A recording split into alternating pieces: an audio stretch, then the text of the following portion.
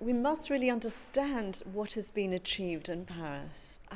The emotion, the intensity of the talks and the negotiation are unparalleled. And I think if you were watching it on TV on Saturday, when Fabius hit his hammer on the table and said the deal has been agreed, the level of emotion and intensity as people rose to their feet and clapped for minutes and minutes and minutes and hugged, and there were tears everywhere, just symbolised how this deal is different.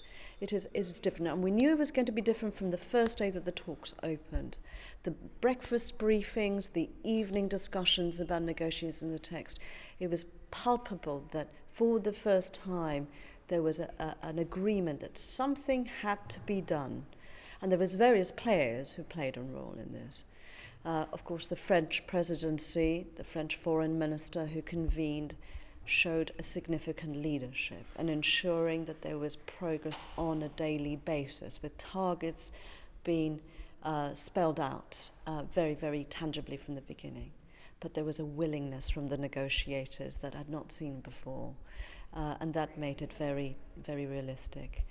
There was also, I think, the Paris attacks had very much engaged the international community in saying we've got to do something as a united world. And I think that added pressure on the negotiators to make sure that they left Paris with something tangible. Do you think, and are you optimistic, that the necessary change, which I think you'll agree is very significant, can be brought about quickly enough? I do believe deeply that we are going to see a very different type of world in the future. Our cities are going to change. The way we generate electricity is going to change. The way we consume electricity is going to change. Energy, I should say, not electricity. The way that we start thinking and planning for our living, for our workplaces, all of that's going to change. The investment in technology is going to be changing. The support for the developing countries that has not been there before is now tangibly signed off. The way we're going to monitor progress, monitor how targets have been achieved. That's also a substantial aspect of this agreement. But most importantly, I think, it was just goodwill. The civil society had brought very tangible facts to the table, as well as credible life stories about how people's lives are changing as a result of climate change. Only recently we saw Cumbria, and how Cumbria in the UK had been experiencing extreme weather.